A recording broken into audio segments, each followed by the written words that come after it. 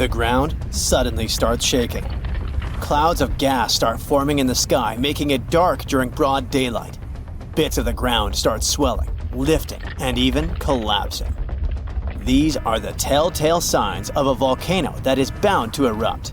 And this is what could easily happen again with Mount Spur. It's only about 75 miles from Anchorage, one of Alaska's busiest cities. More than half of the population of the northernmost state of the US live there. There's also a huge amount of air cargo that passes through its international airport daily. So anytime a volcano this close to such a vital hub begins to get restless, people start paying attention. Just FYI, approximately 350 million people in the world live within the danger range of an active volcano. That means that around 1 out of 20 people live in an area at risk of volcanic activity. Alaskans probably wish that Spur's reawakening was fiction, but it's actually true. The Alaska Volcano Observatory picked up on several of these "I'm about to erupt" signs from Mount Spur. So much so that they raised the alert level to yellow, which means unrest above normal background levels.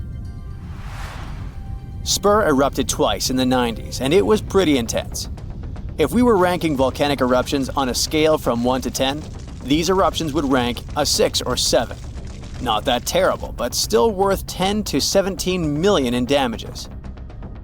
However, these numbers are nothing compared to Alaska's 1988 Redoubt eruption, another volcano that erupted and summed up a staggering $345 million in damages.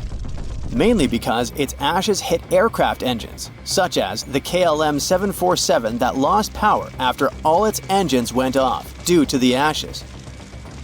If people weren't paying attention to Alaska's unstable geology before that, well, they surely started to after it.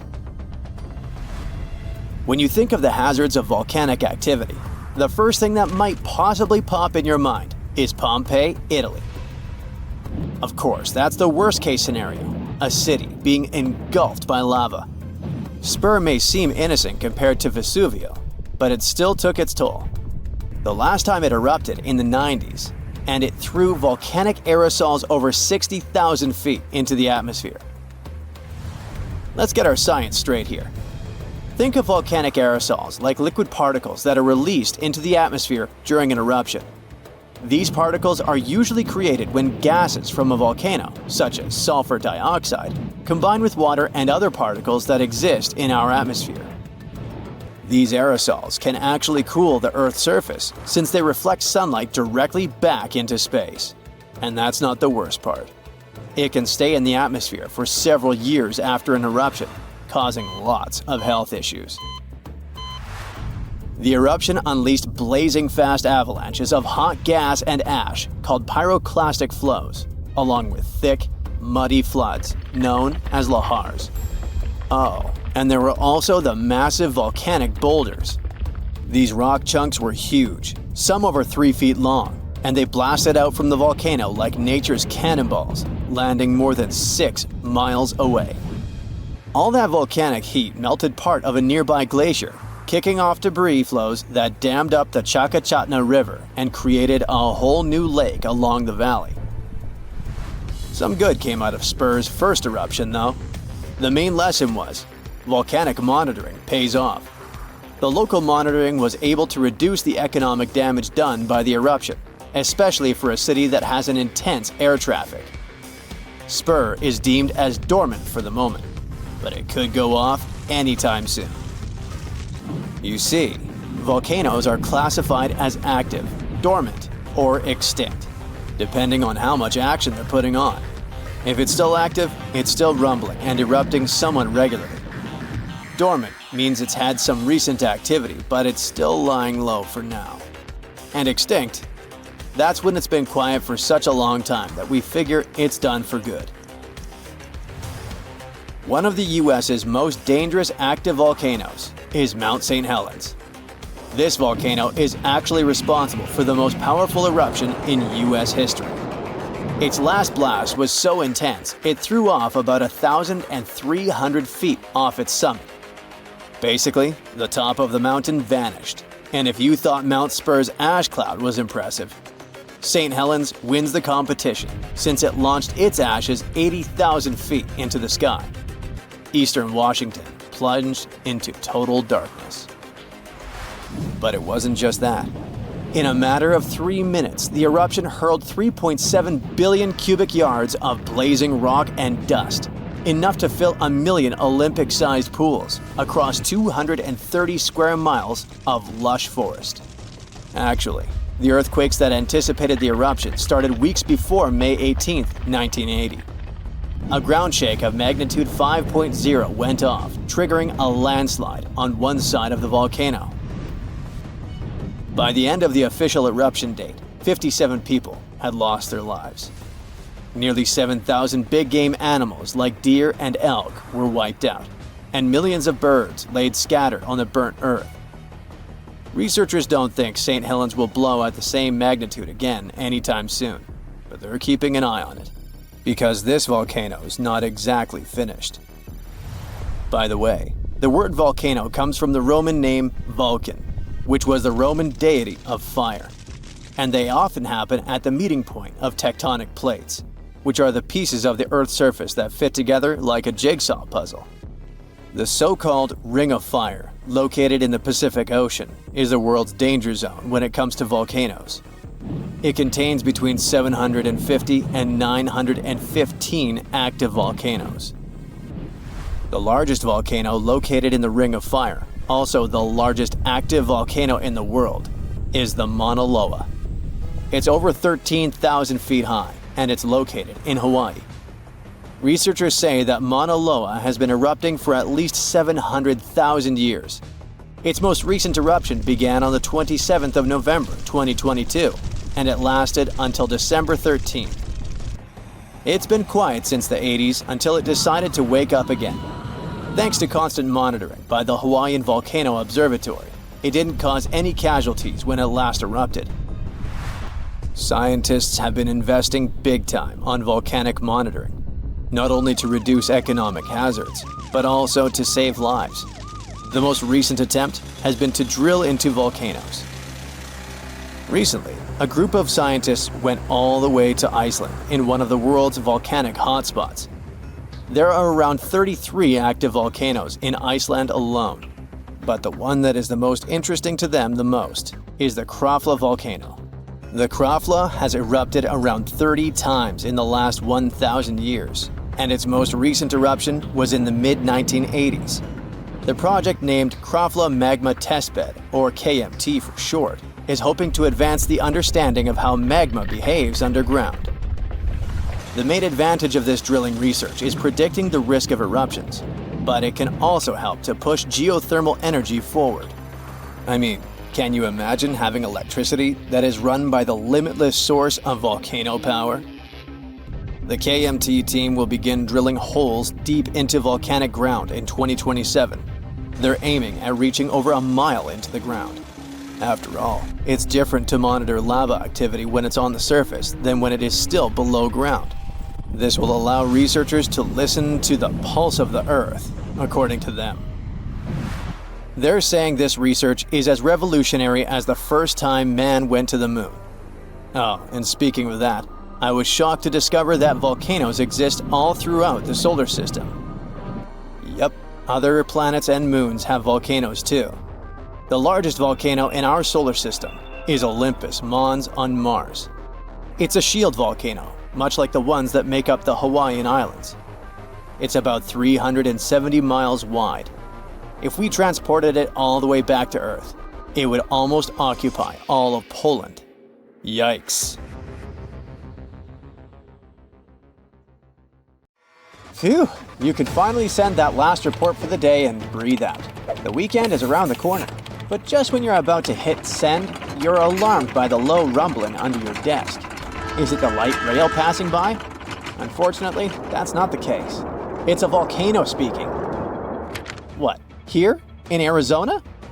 That's right, the ground keeps shifting under Arizona, reminding us that Earth is alive. No panic though. Let's arm ourselves with some context. 20 American states have extinct, active, and dormant, currently sleeping, volcanoes.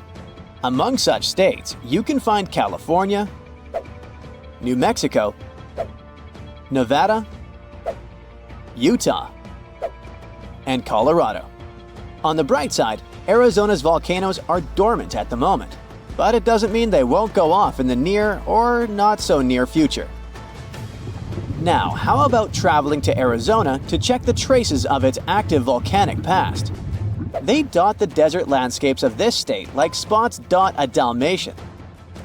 There are entire volcanic fields southwest of Phoenix, east of Douglas, near Flagstaff, north of Kingman, and near the Mexico border.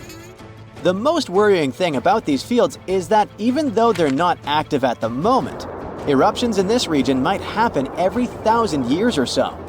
Well, the time seems to be up. The last powerful and destructive volcanic eruption occurred around 1,000 years ago at the Sunset Crater. Oh, this place is worth paying more attention to. And we will, but a bit later. First, we have to talk about hotspots. No, not that place where you can surf the web.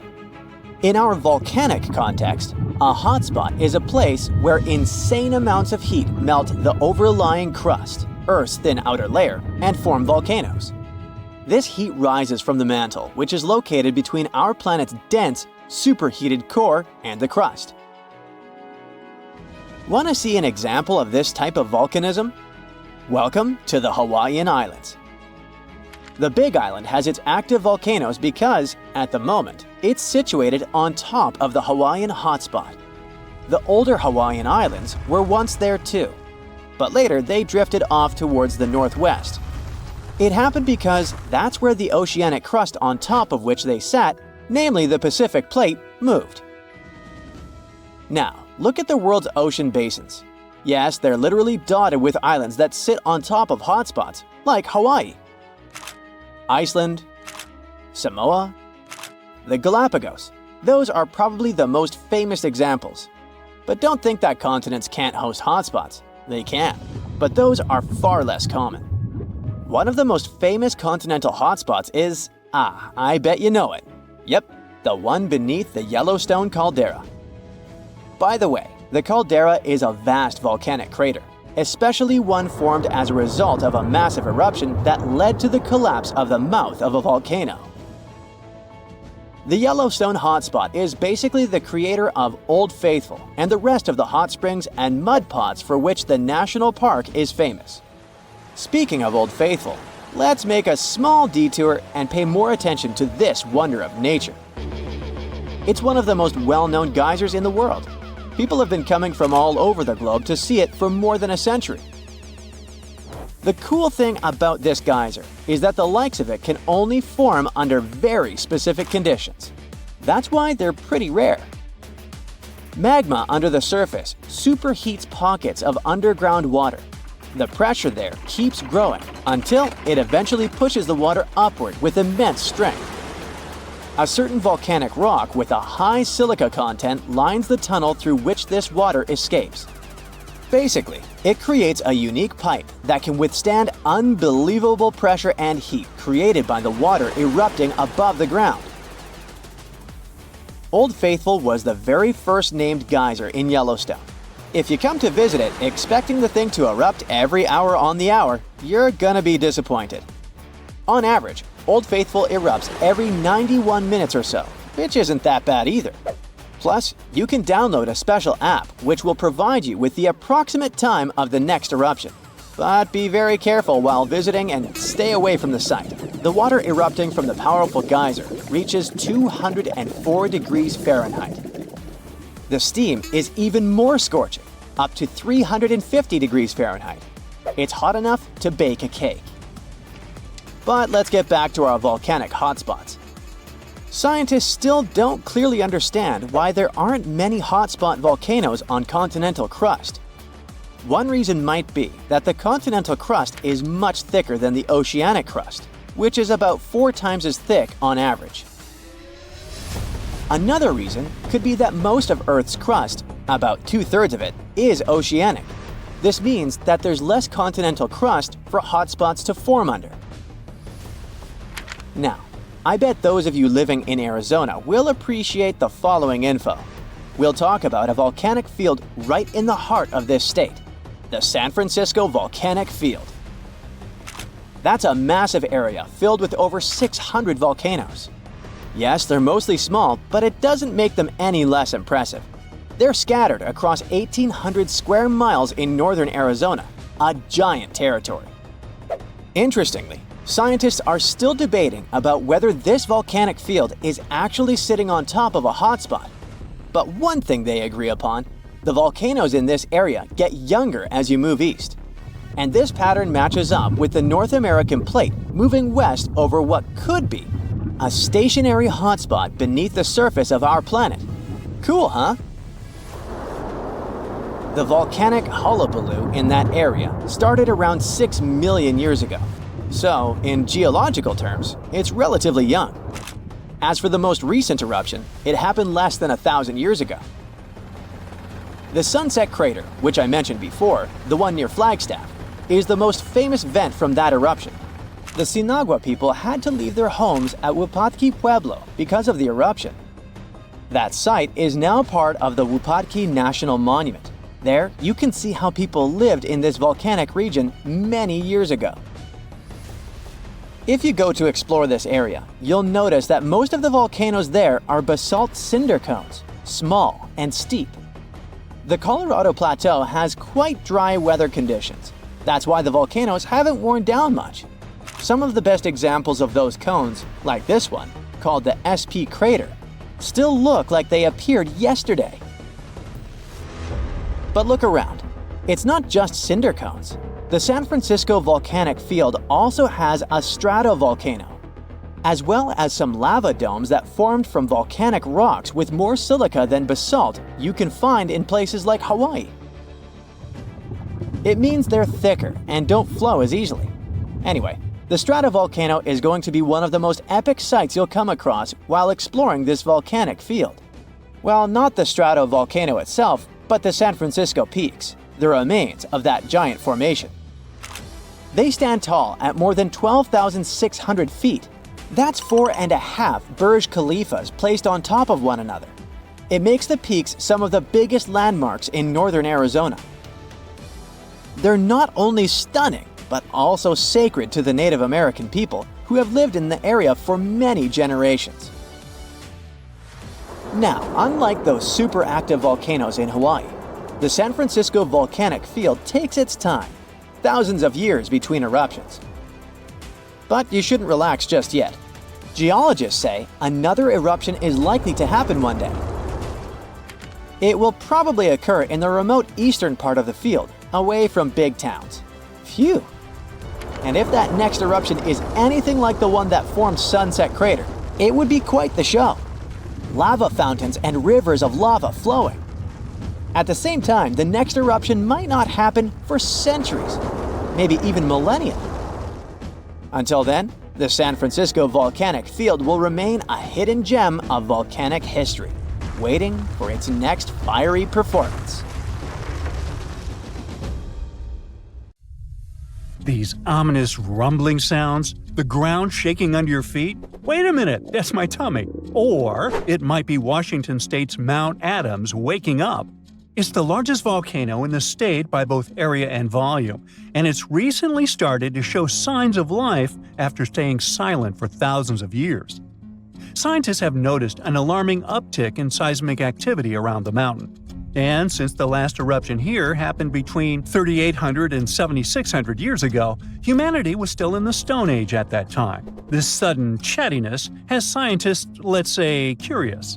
The U.S. Geological Survey has hurriedly installed temporary seismic stations around Mount Adams to keep an eye on the situation.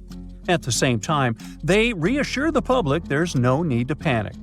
Mount Adams doesn't reach the height of the better-known Mount Rainier, and still it covers a massive area, making it Washington's largest active volcano. Interestingly, records show that before September of this year, Mount Adams had experienced an average of just one small earthquake every 2 to 3 years since 1982.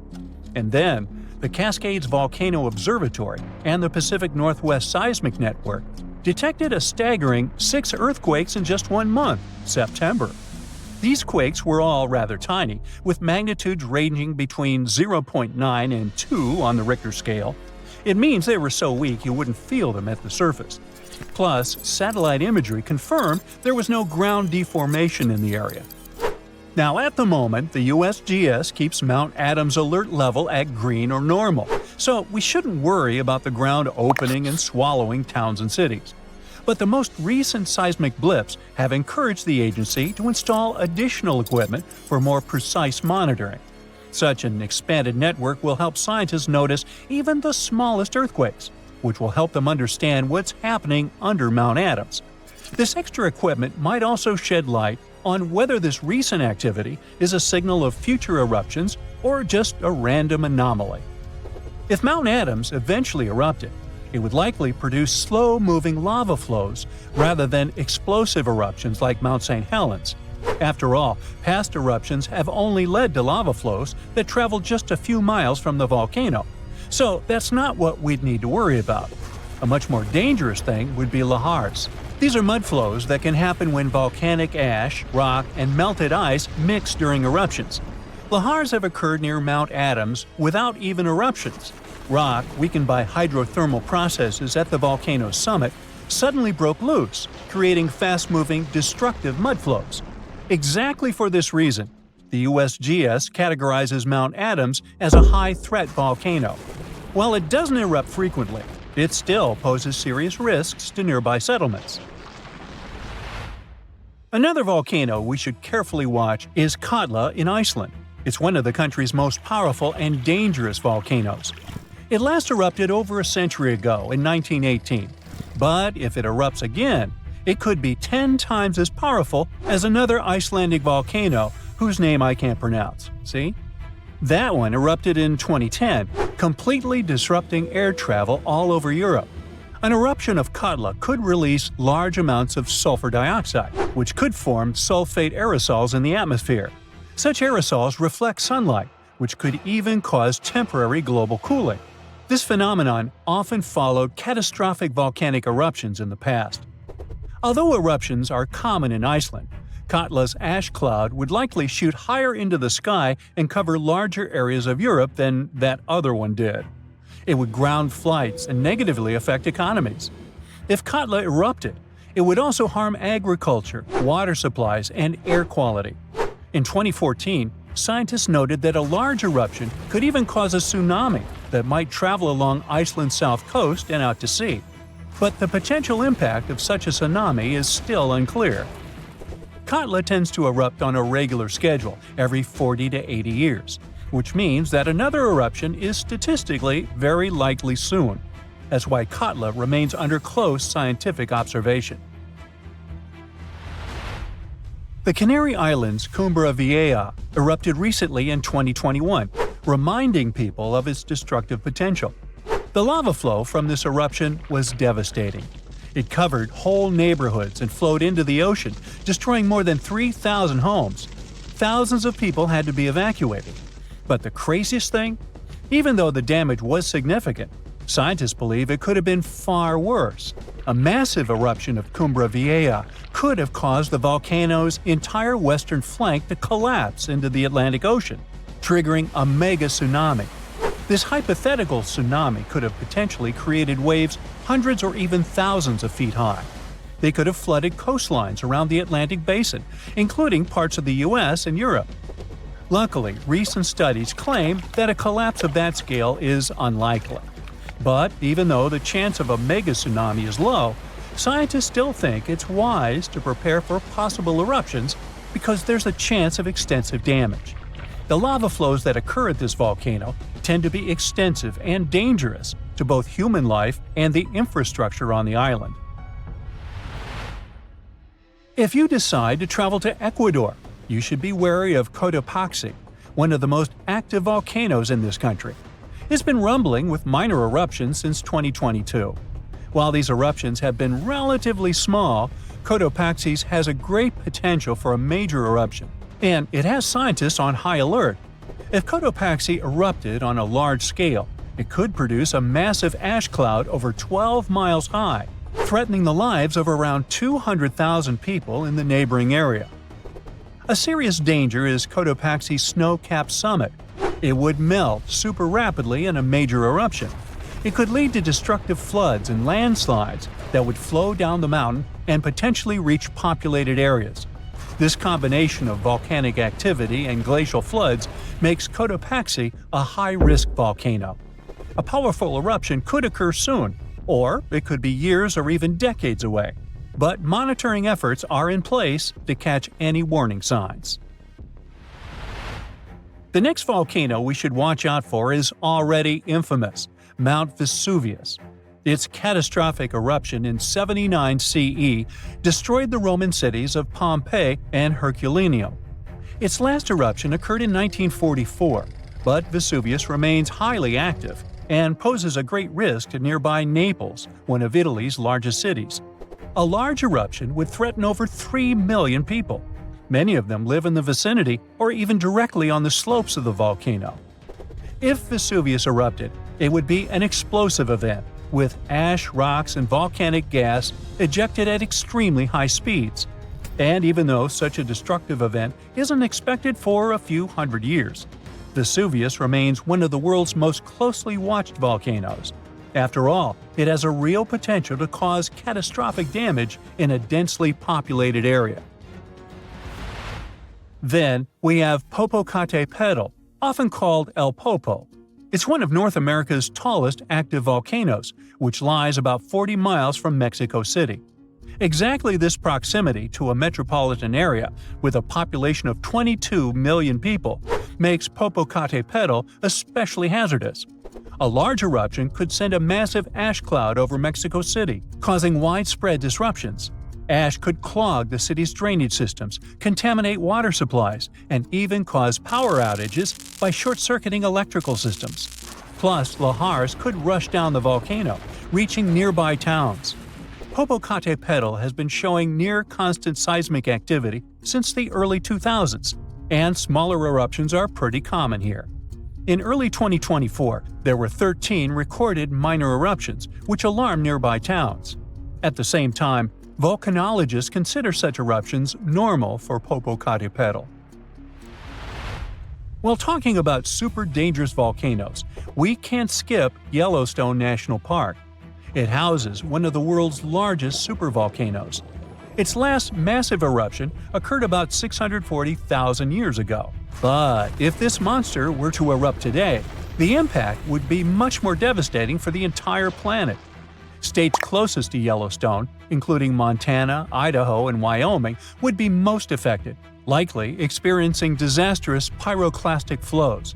These flows, which are made of a dangerous mix of lava, ash, and gases, can obliterate everything in their path. Large parts of the country would also be blanketed in volcanic ash, over 3 feet in some areas. On a global scale, an eruption at Yellowstone would send tons of ash and gases into the stratosphere, potentially blocking sunlight and causing global temperatures to drop for a few years. This would disrupt agriculture, collapse transportation systems, and create food shortages on a massive scale. Still, even though there's a popular myth that Yellowstone is overdue for an eruption, geologists clarify that this isn't true. Volcanoes don't follow precise timetables, and the activity at Yellowstone doesn't indicate an imminent eruption. So yeah, that's good news. Our planet's biggest and meanest supervolcanoes are waking up. When they erupt, you'll surely notice it, even if you live thousands of miles away from the epicenter. Scientists are worried we might not have enough time to prepare and deal with the consequences of a super eruption. There's some volcanic activity close to the Italian city of Naples. And no, it has nothing to do with the famous Mount Vesuvius, but with another volcano. This one is harder to see as it doesn't have a tall peak like Vesuvius. But don't let this bad guy trick you. It could be way more dangerous than its giant neighbor. It does have a huge crater that's about 8 miles wide. This volcano is called Campi Flegrei, and it's actually one of the largest volcanoes in Europe, sitting under the town of Pozzuoli. So, Campi Flegrei erupted 39,000 years ago with a bang so massive it spread ash across the whole Mediterranean region. It also caused the temperature to drop by over 16 degrees Fahrenheit across Eastern Europe. It was the biggest volcanic eruption in Europe in 200,000 years. Since then, Campi Flegrei has had smaller eruptions, and the last one happened in 1538. Now the area is full of small craters, hot springs, and bubbling pools, and they're all proof that this volcano is still very much alive and brewing something. Since the early 2000s, the ground in the giant crater and the town nearby have been slowly rising by about 1 to 1.5 inches every year. There were at least 150 earthquakes that shook this supervolcano lately. In May 2024, there was a 4.4 magnitude in the area, the biggest in the last 40 years. Residents had to leave their homes and camp outside, fearing there would be more earthquakes. No one knows how Campi Flegrei is going to behave in the following months or years, but the authorities are organizing evacuation exercises to prepare the population just in case. The Italian volcano looks like an innocent kitten compared to the real giants like Yellowstone. For a volcano to deserve the title of a super one, it must be able to produce catastrophic-scale eruptions and eject huge amounts of magma, ash, and volcanic gases. The Yellowstone giant meets these criteria. Even though it moves from time to time, the Yellowstone supervolcano hasn't erupted for 640,000 years. But when it does wake up, it might erupt with incredible power, about the same amount as 10 huge nuclear power stations can produce. Under the ground, beneath Yellowstone, there's a super hot area full of molten rock called magma. As more magma moves into a big space called a magma chamber, the ground above starts to swell or rise. When the magma cools down, the ground falls. Between 2004 and 2009, the ground at Yellowstone rose by almost 10 inches, but then it started to slowly go back down in 2010. Scientists aren't sure if it's going to erupt anytime soon. There's also another big volcano called Long Valley in California that has been active since 1980, and it can be a really big threat. Scientists studying this supervolcano found out that before its biggest eruption, 760,000 years ago, the buildup may have taken less than a year. Now, that's bad news, because a supervolcano eruption can have a huge effect on the world, like the eruption of the Toba volcano in Sumatra around 74,000 years ago. It became the biggest volcanic eruption the Earth had seen in 28 million years. It covered parts of Indonesia, India, and the Indian Ocean with a thick layer of volcanic debris, almost like a 6-inch blanket. The amount of rock it spewed out was like stacking nearly 3 million Empire State Buildings. The giant crater it left behind can still be seen from space. All the ash and gases shot up into the air and blocked some of the sunlight. It caused a volcanic winter that lasted about 6 to 10 years. Some scientists think this eruption might have even affected early humans. Around the time Toba erupted, the human population took a sharp dip, and there were far fewer people. Some say this is why all modern humans come from a small group of survivors. According to the Toba catastrophe theory, most early humans in Europe and Asia didn't survive the cold and harsh climate after the eruption, but a lucky group lived through all that in Africa. Not all scientists agree with this idea, and some archaeological and climate records show a different story. Another volcano that changed the world in a big way was Mount Tambora in 1815.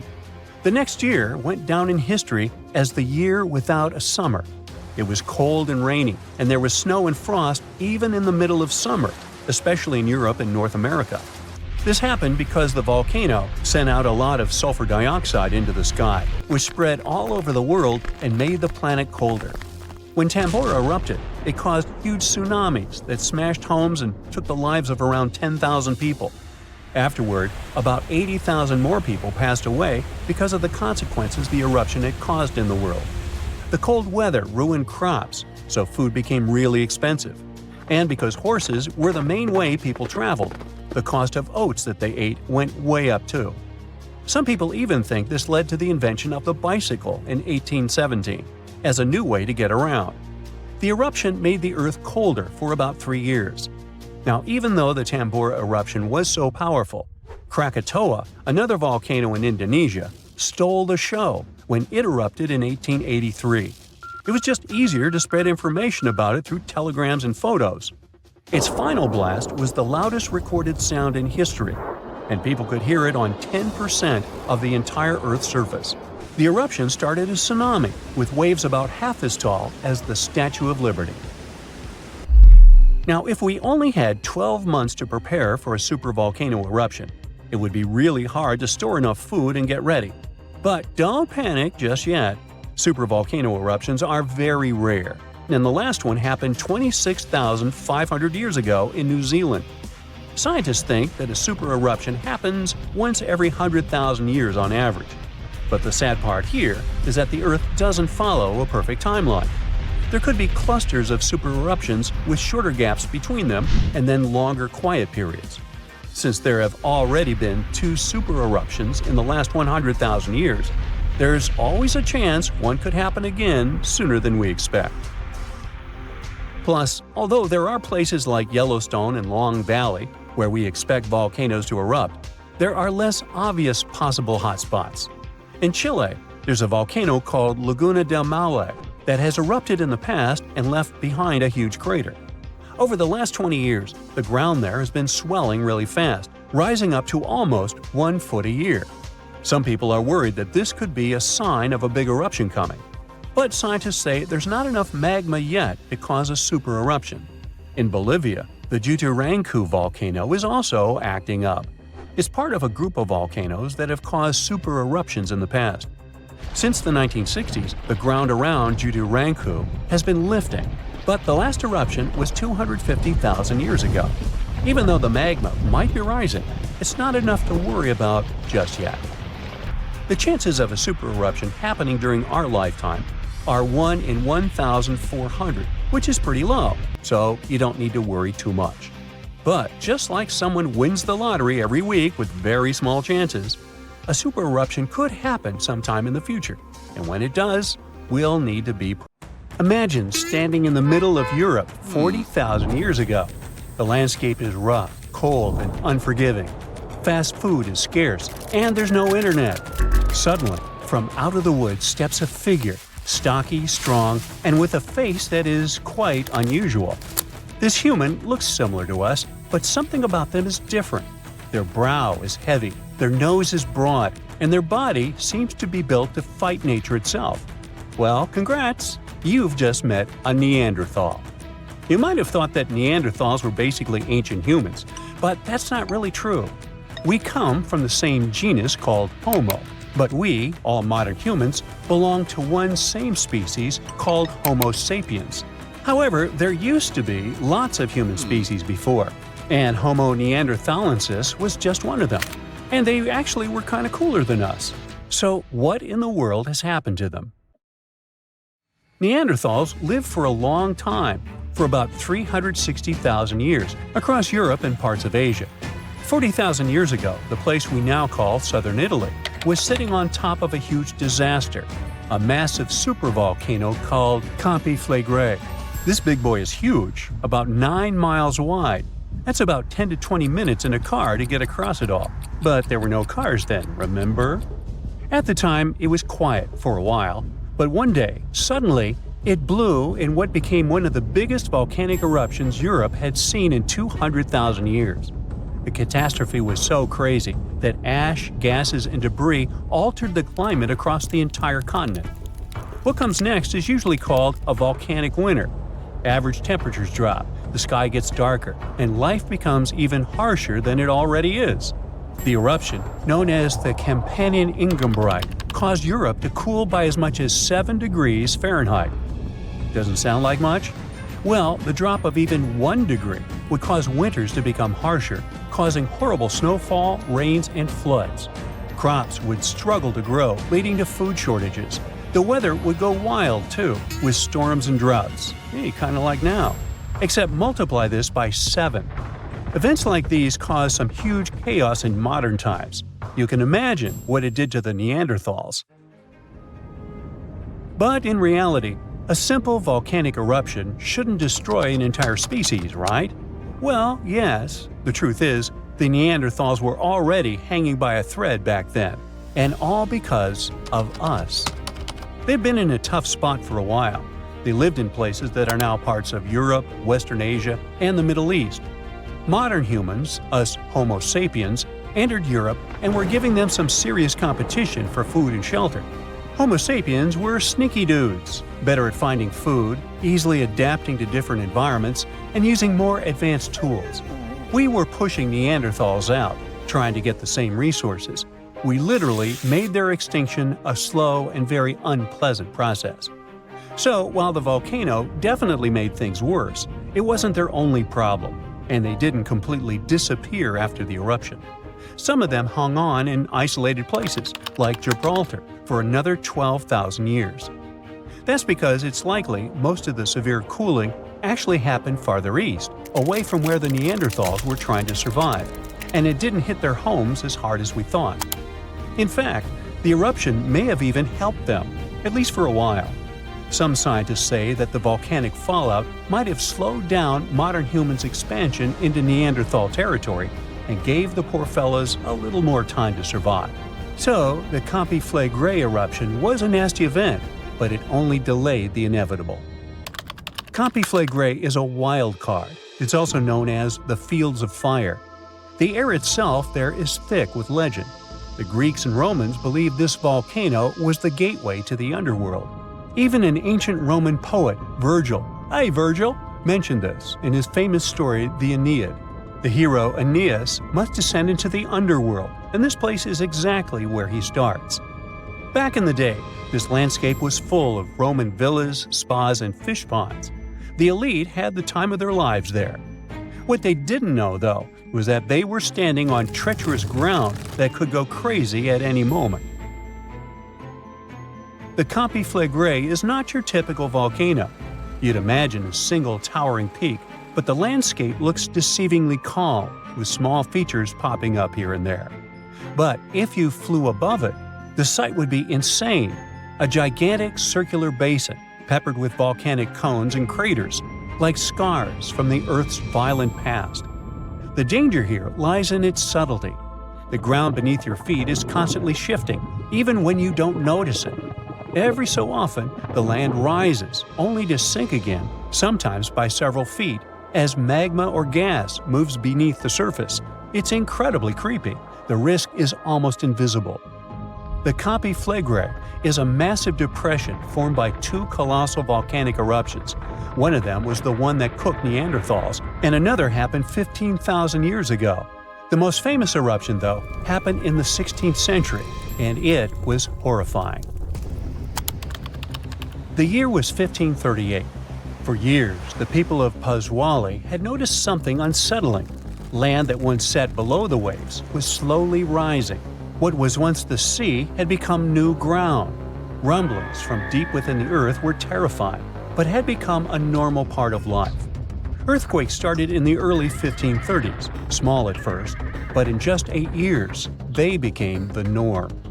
Until one day, on September 28th, horrifying tremors shook the ground. By the next evening, as the sun dipped below the horizon, a massive crack ripped open the earth near the ancient Roman town of Tripergoli. From this gash spewed fire, smoke, and a rain of volcanic ash miles away. It was thick and muddy, likely mixed with underground water. The ground trembled as hot pumice rock was thrown high into the air. And then a new mountain began to rise from the land. This was the birth of what we now call Monte Nuovo. Eventually, things seemed to calm down, as if the earth was catching its breath. For days, things seemed quiet. Locals relaxed a bit. They began to approach the new mysterious volcano, a crater with something that resembled boiling within it. People visited it like a new attraction. But then, just days later, the disaster struck again. At night, without warning, a new mountain went wild. A blast from the southern flank hurled scoria, chunks of jagged volcanic rock, into the air. This one was fatal for 24 people. The debris found afterwards was huge and coarse. For centuries after, the only signs of life from the Monte Nuovo were small fumaroles, jets of gas seeping from the earth. But then, even those faded away. Now it's just a lush green cone, a pretty sleeping giant. But the ground near Naples, Italy, is still alive. The Campi Flegrei sits quietly for now, but it might not be for long. It's showing signs it might be waking up again. This supervolcano looks like a hellish landscape, with its boiling mud pits, geysers, and steam vents. Romans and medieval Christians once believed it was a gateway to the underworld, and who can blame them? What's spooky is that recently scientists detected unusual activity under the surface. In 2012, Italian authorities raised the alert level on the volcano from green to yellow, meaning that it needs close monitoring. There are certain changes that usually happen before an eruption. The magma below starts releasing gases, which could weaken the rock above, eventually triggering a disaster. Unfortunately, no one can predict exactly when or if it will erupt. But if it does, the consequences could range from a minor inconvenience for locals to a global catastrophe. Its last tiny eruption happened in the 16th century, and it wasn't too bad. But if history repeats itself, like it was with Neanderthals, we're all cooked. An eruption like that could lead to global cooling, crop failures, and widespread famine. Right now, a group of scientists is trying to get a clearer picture of what's happening beneath the surface. The Campi Flegrei Deep Drilling Project is working to drill a 10,000-foot borehole, hoping to check out the magma chamber up close. But at least for now, the supervolcano remains quiet, and let's hope it stays that way. The latest super eruption of Yellowstone occurred 640,000 years ago, and it was long before Homo sapiens saw the light of day. But we were around during another, no less devastating natural disaster. This super eruption took place on the island of Sumatra around 74,000 years ago. That's when an erupting supervolcano wreaked havoc on huge territories, sending up plumes of debris and ash that spread for thousands of miles and caused temperatures on the planet to plummet. The effects of this super eruption were visible as far away as southern Africa. Experts believe they could have impacted early humans there. By the time the volcano erupted, our ancestors had already been using stone tools and had likely known how to produce yarn. And some specialists even think that the Toba super eruption was so powerful it could push our ancestors to the brink of extinction. They claim that Toba might be the largest volcanic eruption to occur on Earth within the last 2 million years. The eruption disgorged so much pyroclastic rock it would be enough to cover the entire United States to the depth of a one-story house. About a third of that deposit piled up on northern Sumatra, while a lot more ended up beneath the floor of the Indian Ocean. The super eruption left an elliptical crater lake around 60 miles long. The caldera is so large it's hard to feel that you're indeed in a volcano. Pumice deposits from the eruption remain in the canyon walls and go deep below the ground. There aren't many arguments about the amount of pumice and ash involved in this disaster. At the same time, experts aren't sure how much sulfur ended up in the atmosphere. Even some sulfur layers in the polar ice could be potential candidates, but so far, scientists haven't found any connection between them and Toba. But let's get back to the dramatic impact the super eruption had on early humans. It turns out some not only survived but even thrived after this natural catastrophe, at least judging by the artifacts they made during and after the eruption. The disaster might not have posed a serious threat to those of our ancestors who took refuge along the coast. Genetic evidence hints that modern humans descend from a few thousand people that ventured out of Africa around 60,000 years ago. Why just a few thousand?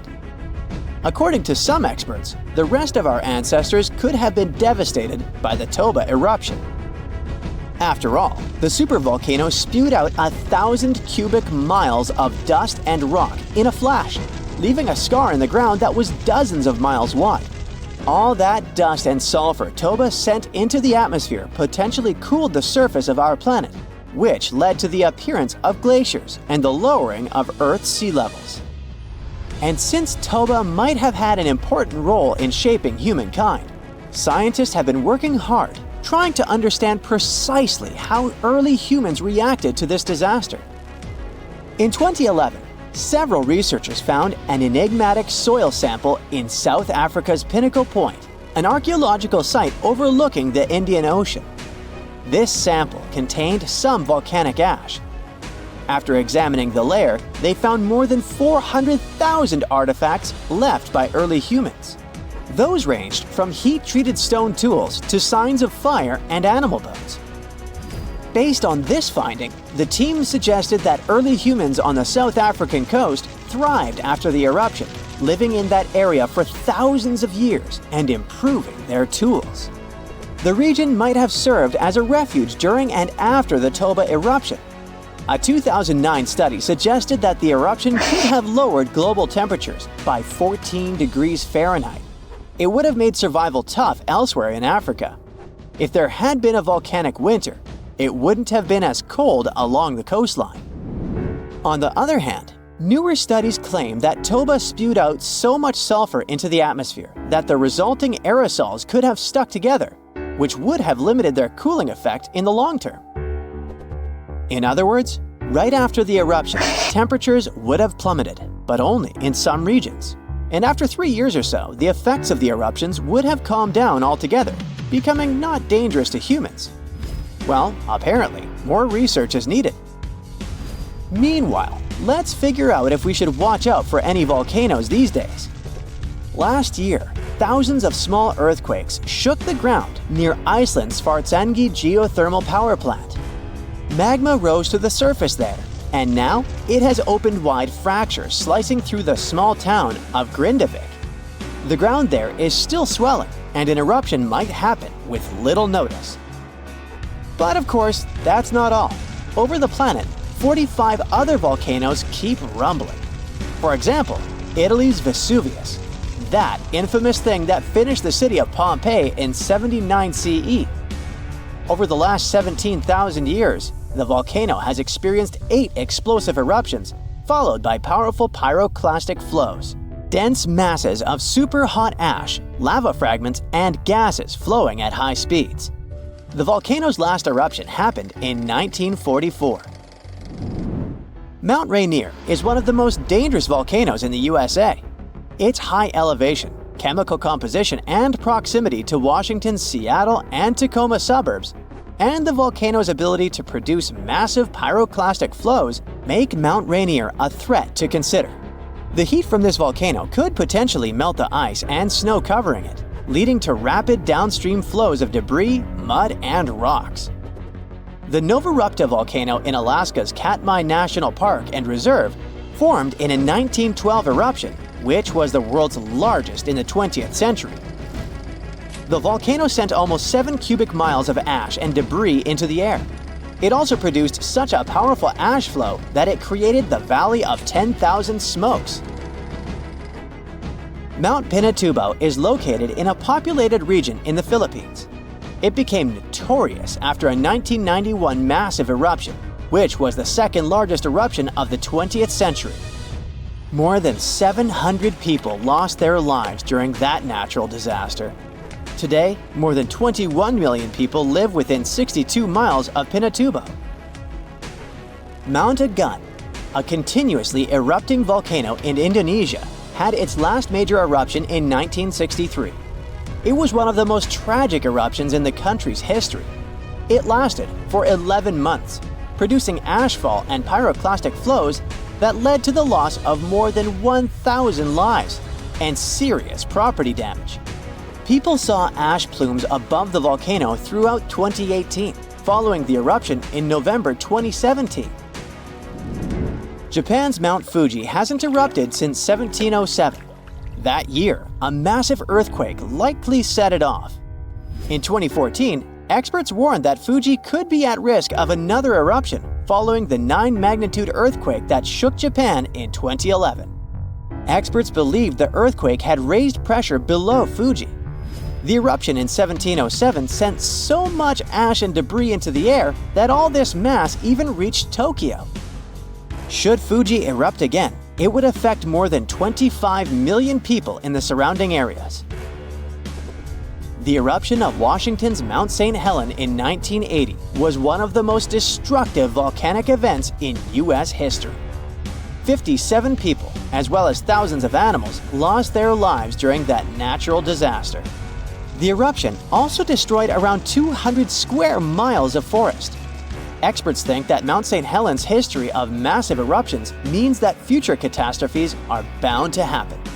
The next explosive eruption might send large amounts of ash all over the Pacific Northwest.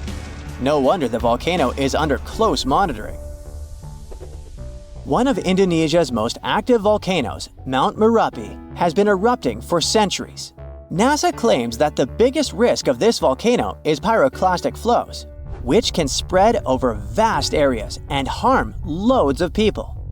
For the last time, Merapi erupted in January 2024, sending plumes of smoke into the air. These days, more than 24 million people live in the area surrounding this volcano. How do you prepare for a long trip?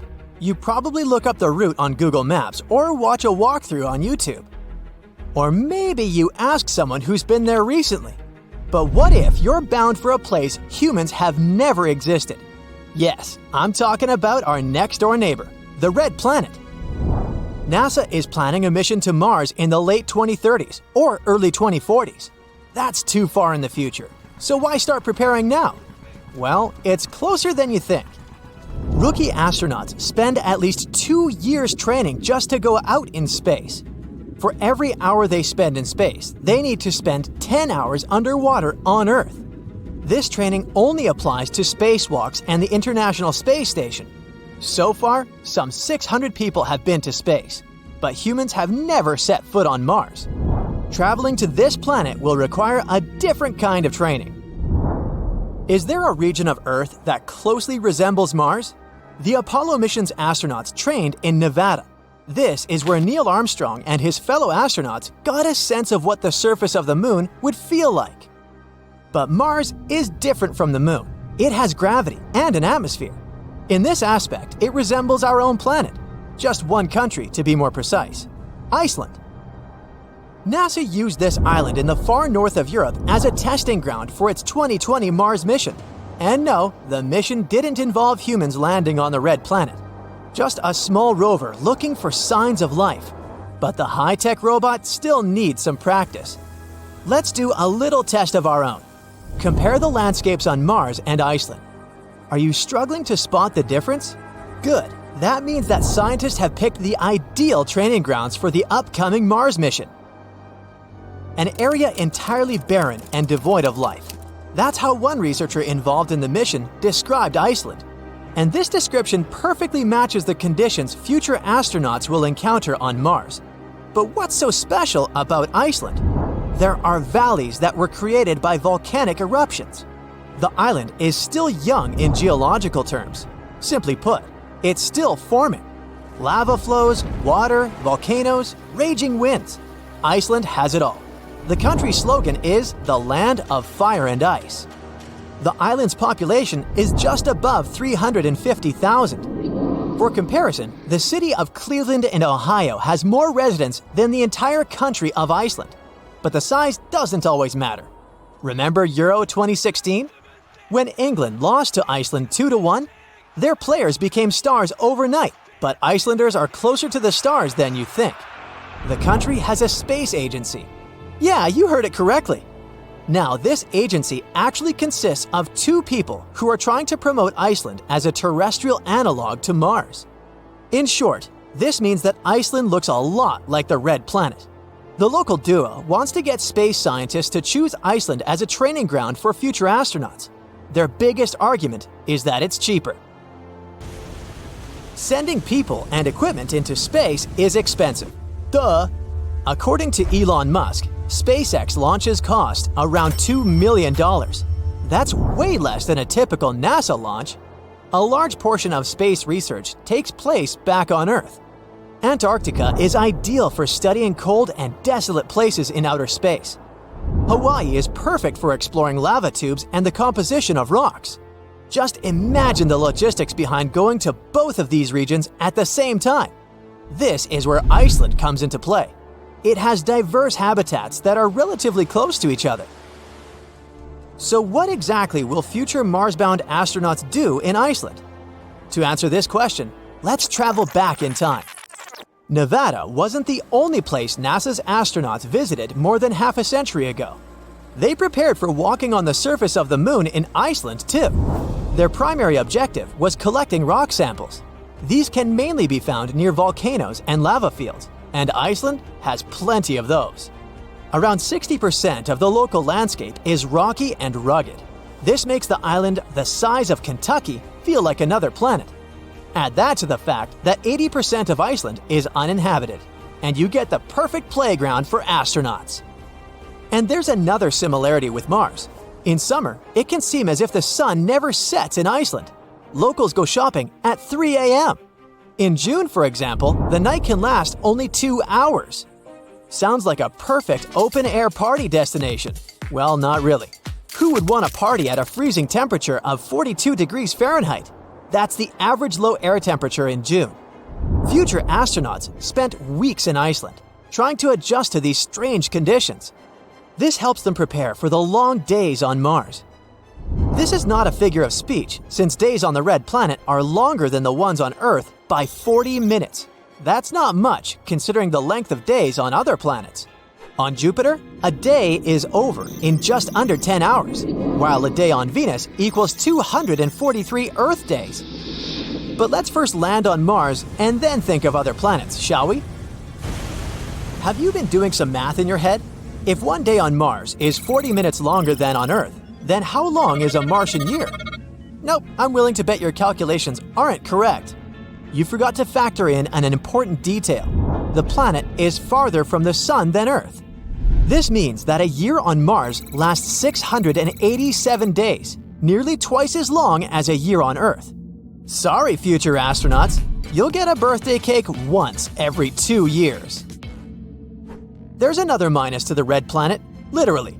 The planet's average temperature is minus 76 degrees Fahrenheit. Makes Iceland's climate feel like the tropics, huh? Despite these extreme weather conditions, scientists believe that water once flowed on Mars. And where there's water, there's life. That's why NASA scientists lowered the tiny rover in the middle of a crater that they suspected was once a lake. This is where it stands the greatest chance of finding evidence of life. What about life forms on Mars? Looks like it's not science fiction. The planet has polar caps like Earth, and that's not all. Scientists believe they've even detected snowfall on Mars. Its atmosphere is 100 times thinner than that of our planet. It isn't a breath of fresh air, but it isn't extremely inhospitable like other planets. On Venus, it rains acid, and the temperature is high enough to melt lead. And on Jupiter, there are gigantic storms that rage on for centuries. Makes you fall in love with the blue planet all over again.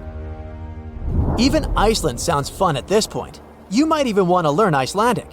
If you're successful, then you can even read Old Norse, the language of the Vikings.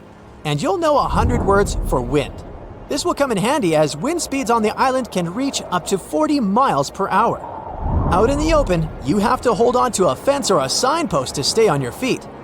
Iceland's climate will make you think twice before moving there. But for astronauts preparing for another world, this place is perfect. Iceland is equally impressive underground. In fact, the island might hold the key to sustaining human life on Mars. The surface of this planet is not very hospitable. The soil is poisonous and abrasive. It can easily cut through an astronaut's suit. But underneath the ground, the living conditions are more tolerable. And Iceland has a real-life model of this potential underground dwelling: lava tubes. Long tunnels carved out by lava making its way to the surface. These maze-like corridors are perfect human habitats. And they're cost-efficient. Nature had already built them for us. Future astronauts can walk through similar lava tubes in Iceland. Who knows? One day, their cautious steps might turn into giant leaps for mankind. When we think of active volcanoes, one region comes to mind: the Ring of Fire in the Pacific Ocean. 3/4 of Earth's volcanoes sit within this belt. Compare the area to Australia, which doesn't have any volcanic activity. The old continent of Europe is also calm, or at least we like to think so. Can you guess what the most active volcano in Europe is? If you thought of Mount Etna on the island of Sicily in Italy, you were right. The volcano has erupted about 200 times and has been far from sleeping in recent decades. The last time this happened was in August 2023. The highest mountain in the Mediterranean is 500 million years old. But in Iceland, there is a much younger volcano. It sprang into action on the 10th of July 2023. In the afternoon, 3 fissures appeared in the ground on a peninsula in the southwest of the island. This was at a base of a small mountain peak. Its name means Little Ram in the local language. The volcano spewed molten lava high into the air. There were also gas plumes in the area. But the scientific community wasn't surprised by the event. They already knew about the volcanic area that stretches between the cities of Reykjavik and Keflavik. Its name is hard to pronounce. Hey, I want to buy a vowel. It had already erupted during the previous 2 summers. This activity came after 8 centuries of dormancy. In the days leading up to the latest eruption, seismologists, the scientists who study earthquakes, recorded over 12,000 tremors. When the ground opened up in July, the fissures were over 1.5 miles long. The following morning, 2 of them closed. All the lava was now coming out of the last fissure. It grew into an elongated cone, the simplest shape of volcano we are all familiar with. The lava soon filled a large crater. It grew almost 100 feet tall during the first week, and it is still growing. On the night when the eruption started, lava spread out in all directions. Its cinders set ablaze the dry moss in the vicinity. Local authorities closed off the surrounding area. There were toxic gases from the volcanoes and smoke from the burning moss. Firefighters flocked to the area. After a week, they proclaimed the area safe. Visitors soon came to witness the birth of Europe's youngest volcano. This form of tourism is quite developed in Iceland. People come from all over the world to watch active volcanoes. The land of fire and ice is home to more than 130 volcanoes. Some 30 of them are active. Now, I know what you're thinking right now. Is volcano tourism safe? In Iceland, it is. The country's authorities research and constantly monitor all of the hotspots. The island is dotted with several dozen seismic stations. These help researchers accurately predict future eruptions, and emergency services are accustomed to these sorts of events. They can quickly cordon off danger zones. This is what happened in 2010. A volcano in the south of the island, the name of which everyone struggled to pronounce, erupted. It spewed out a plume of steam and ash that was 7 miles high. This wasn't a fun time to be an air traveler. Winds carried the enormous plume southeast toward northern Europe. Many countries closed their airspace for several days for safety reasons. The volcano erupted in March, but the Earth was shaking from January the same year, so seismologists knew that an eruption was approaching. When it comes to the continent's youngest volcano, the tourist infrastructure is already there. Visitors can leave their cars at a designated parking lot. Then they go on a 5-hour-long trek. This leads to a viewing deck. Tourists are so close to the epicenter that they can feel the heat haze from the crater. The sight is the most impressive at nighttime. Safety is never a concern. Scientists regularly chart out hazard maps that outline the borders of lava fields. This way, visitors who stick by the rules are never in harm's way. More than a week after the eruption started, a section of the crater collapsed. Lava flowed downhill west of the volcano. This majestic smoldering hot river is slow-moving lava.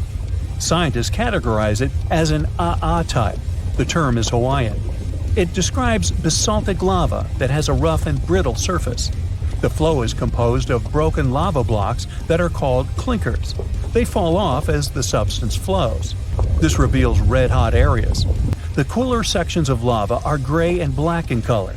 When it moves forward, it produces a distinctive sound like shattering glass. Nearly a month after the eruption of the new volcano, we got aerial footage of an interesting phenomenon. A tornado formed directly over the lava flow. This occurs due to the high temperatures in the area. When the conditions are right, a column of heated air can easily turn into a mini tornado. Scientists observed a similar event happen during the 2018 eruption of Mount Kilauea in Hawaii. The lava fields of Europe's second-largest island tell the story of the creation of Iceland. It sits above the place where the North American and Eurasian plates meet each other. Tectonic plates are huge, rocky chunks of Earth's most outer layer. There are roughly 20 of them. They rest on a partially molten layer of rock. All the lava we see on the surface starts its journey here. You could say that these plates float on molten rock. Their boundaries are unstable, so when two plates grind past each other, they release tremendous amounts of energy. The formation of volcanoes is one result. These are places where the molten rock travels upward to the surface. Iceland began to form some 60 million years ago. The tectonic plates under the ocean drifted apart. Enough lava piled up on the surface to create solid ground. This ancient rock is under the waves today. As new lava reaches the surface and cools down, it pushes the old rock away from the center of the island. That's why the oldest parts of Iceland aren't 60, but only 16 million years old. The country's active lava fields are young in geological terms. Some of them are under 1,000 years old. Scientists consider the island a hotspot for volcanoes, pun intended. Nearly a third of the basaltic lava that reaches the Earth's surface in recorded history came from Icelandic eruptions. Fissure swarms, like the ones before the 2023 eruption, cover 30% of the Nordic country. For this reason, only a quarter of the island is inhabited. Norse Vikings were the first people to settle in Iceland at the beginning of the 10th century. Nature threw them a loud welcoming party. Just a few years after their arrival, they witnessed one of the greatest volcanic eruptions in history. Vikings came from a region without volcanoes, so they had no clue as to what was going on. Today, Icelanders are used to such events. This is good because their homeland is entering a new era of volcanic activity. Volcanologists suspect that recent events are an introduction to decades of more frequent eruptions. The peninsula that is home to Earth's youngest volcano is just 17 miles southwest of Iceland's capital city. It's been dormant for a long time. Present-day eruptions there are a reminder that the natural processes that created Iceland are still ongoing.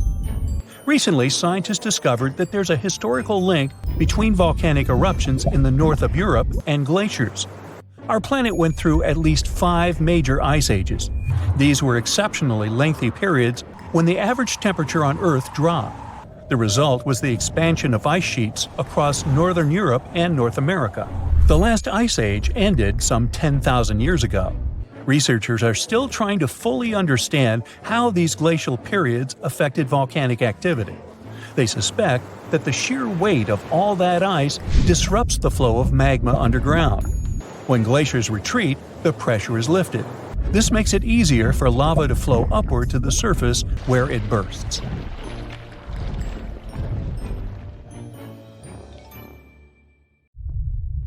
So this huge volcano, everyone thought to be extinct, woke up and spat out a black ash cloud 50 miles high. That's about 9 times as tall as Mount Everest.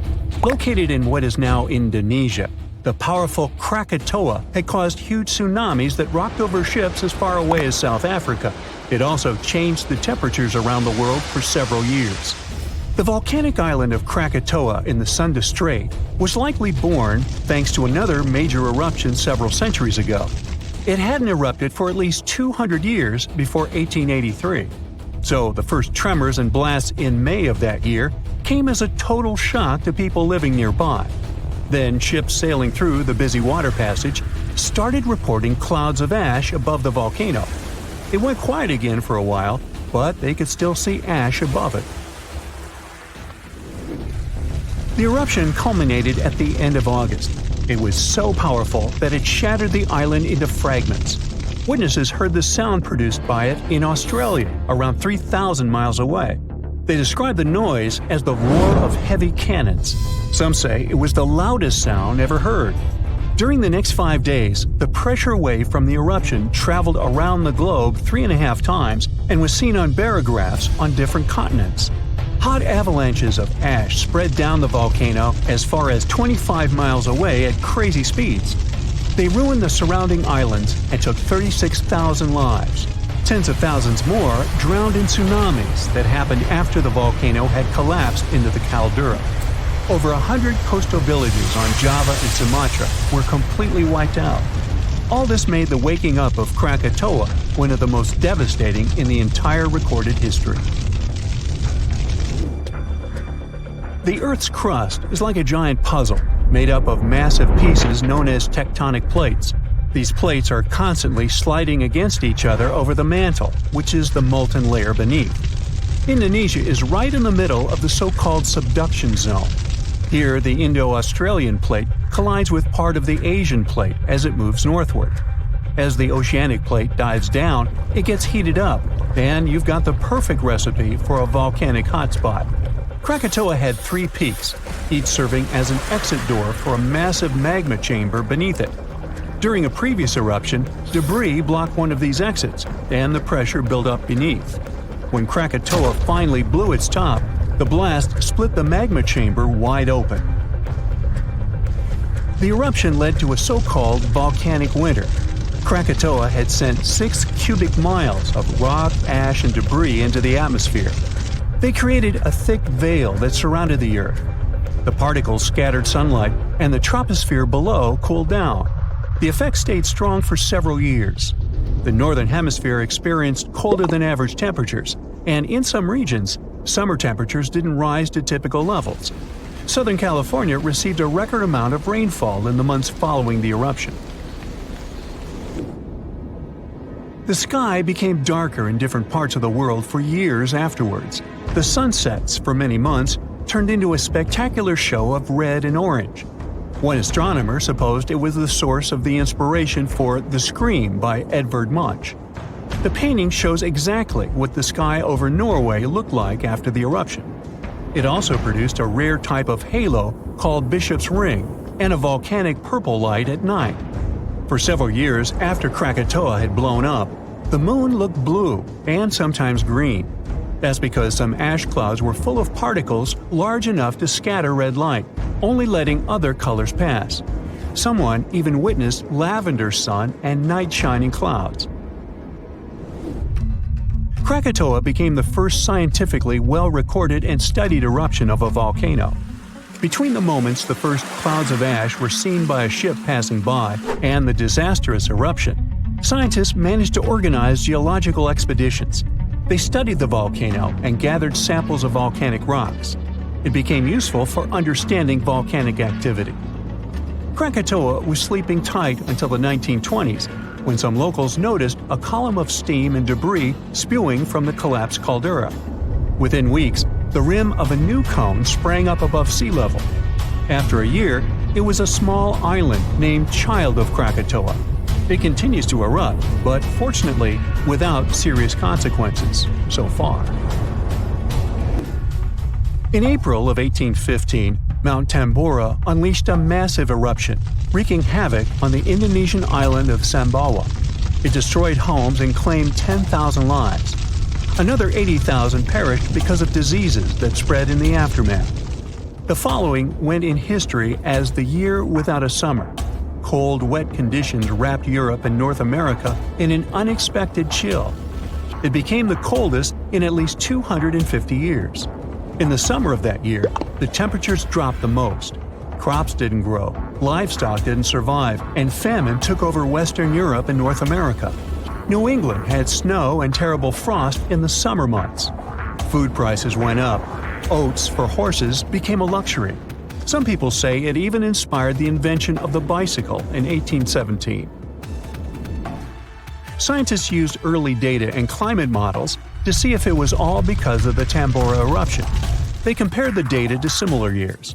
They showed that precipitation was around the same, but the temperatures were much warmer. When they introduced the volcano into the scenario, they got the exact data for the year without summer. They say that a powerful volcanic eruption like that one increases the likelihood of extreme cold by up to 100 times.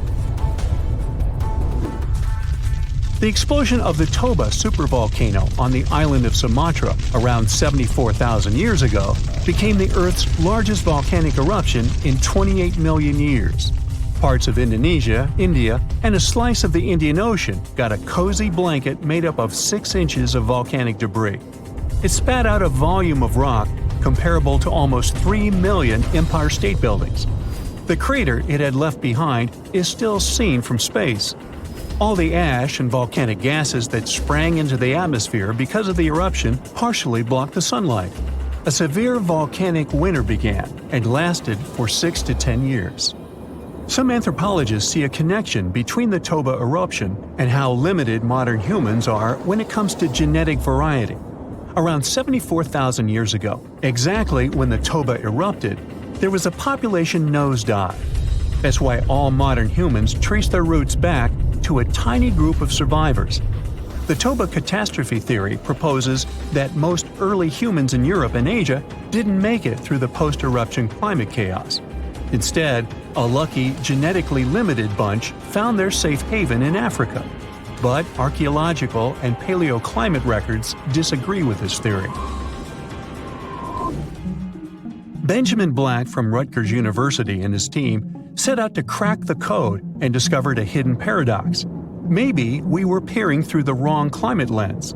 They ran 42 different climate model simulations, varying the magnitude of volcanic emissions, time of year of the eruption, background climate state, and eruption column height to see what climate disruptions the Toba eruption might have caused. There was a significant drop in temperatures in the northern hemisphere in the first year after the event, up to 18 degrees Fahrenheit. The southern hemisphere, where the early humans were settling, didn't go through a rough cooling that could have affected them all. The most significant eruptions that can seriously change the world's climatic patterns come from supervolcanoes like Yellowstone or Mount Toba. Luckily, these erupt very rarely, about every 100,000 years or more. Still, climate scientists study volcanic eruptions to understand and explain short periods of cooling in the history of our planet. Every few decades or so, a volcanic eruption lets out a substantial number of particles and gases. Some of them will block enough sunlight to start a brief global cooling period. Nothing like the real volcanic winter, but still felt across the globe. One of the largest apocalypses that humanity has experienced happened about 74,000 years ago on the territory of modern Indonesia. It was an eruption of a supervolcano on Mount Toba. It was also the biggest eruption on Earth over the last 2 million years. Even the tragedy of Pompeii, when the volcano Vesuvius destroyed the entire city, was not so large-scale. At the time of the Toba eruption, humanity was as close to extinction as ever. And the problem wasn't in the volcano itself, but in the consequences that came after. Some studies suggest that 3,000 to 10,000 people could survive the period after the eruption. During the disaster, Toba released millions of tons of volcanic ash and soot. This cloud spread across the sky, blocking the sun in India, Indonesia, and over the Indian Ocean. Some scientists claimed the world had been plunged into volcanic winter for several decades. Take a look out the window in cloudy weather. Do you see how gray clouds cover the sky? But still, clouds let the sunlight pass through. It was much worse during the Toba eruption since sulfur dioxide in the volcanic ash reflected sunlight. Dust and ashes didn't settle for a long time. Perhaps they flew all over the planet, destroying many living things. A lot of plants couldn't survive because of the lack of sunlight. Also, Earth's temperature dropped by several degrees, which led to new disasters. In today's modern world, the temperature doesn't affect residents of our cities that much. But for nature, even minor changes may entail catastrophic consequences. For example, plants and insects can live at the same temperature for thousands of years, but a sharp cold snap destroys them. This leads to the fact that almost all animals don't get enough food to feed their offspring. The population of all creatures in the wild is dropping. The ancient people of that time survived by hunting herbivores and gathering berries, fruits, and mushrooms. But the eruption destroyed almost all of it. Also, a lack of light caused a lack of vitamin D. As a result, People were starving, and they also were pretty depressed. However, some scientists think that many people survived this period quite easily, especially those who lived on the coast of South Africa. The ocean received the most minor damage from the disaster. The tribes who lived near the water caught a lot of fish. Both versions haven't yet been proven. Scientists still try to build an accurate picture of human development after this volcanic apocalypse. About 50,000 years after the Toba eruption, when the sun had finally passed through the gray clouds and the ash settled on the ground, nature and people began to restore the previous balance. But the warm times quickly didn't start as the Ice Age had already begun, and this problem was much more severe, as it lasted for thousands of years. Decreased solar activity and planet orbit changes led to strong temperature drops. Eternal cold covered almost the entire globe, forcing all living beings to migrate and struggle for survival. Such powerful animals as mammoths and saber-toothed tigers couldn't survive the Ice Age. But Homo sapiens were able to adapt to their new weather conditions. People hid in caves, made fires, and improved their hunting skills. Therefore, in a sense, the Ice Age made humanity stronger. In the modern world, such weather can cause significant problems for the global economy and create financial crises worldwide. The last period similar to the Ice Age happened at the beginning of the 19th century. Mount Tambora in Indonesia exploded and released millions of tons of pumice, soot, and volcanic ash into the sky. People who lived on a volcanic island got the most severe damage in the first few minutes, but then the eruption's consequences began to reach the whole world. Volcanic ash again blocked sunlight and led to one of the coldest years in North America and Eurasia. This year, 1816, is better known in history as the year without summer. The ash cloud increased humidity and lowered the temperature in many areas. In the summer of 1816 in Central and Western Europe and North America, a humid climate and cold destroyed the harvest. Prices for goods rose and poor people lost access to food. Logistics and transport also suffered. People used horses to move around at that time, and since oats became expensive, many couldn't afford to keep these animals.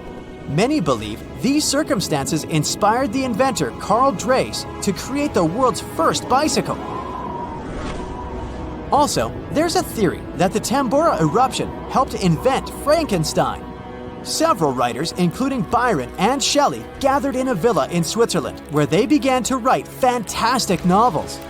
Bad weather and rain outside the window inspired Mary Shelley to write a story about Dr. Frankenstein and his monster. Even now, this volcano is active, but it's not going to wake up anymore. But if it happens again, will we be ready this time? Most likely, there will be fewer consequences since we have technologies, big incubators, and greenhouses where we grow livestock, vegetables, and fruits. Of course, winter will provoke a crisis all year round, but we can easily survive it. In the 1930s, another disaster occurred, but this time it was caused not only by nature, but also by people. At that time, many countries were heavily dependent on crops. Vast territories were sown with them. People were engaged in excessive farming. Therefore, when a severe drought began, the soil was quickly depleted.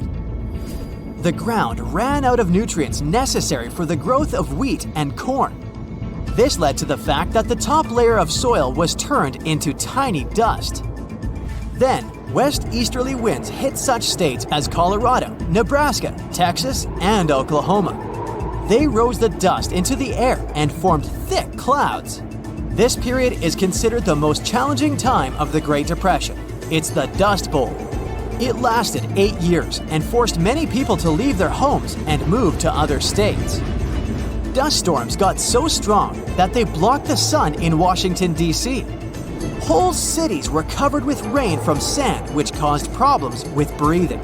Even the captains of ships sailing in the Atlantic Ocean reported polluted air. Powerful earthquakes, supervolcano eruptions, floods, Fires and hurricanes swept whole species of animals off the planet. But a human has always survived in the most challenging conditions, so don't worry about the next global catastrophe. People will handle it.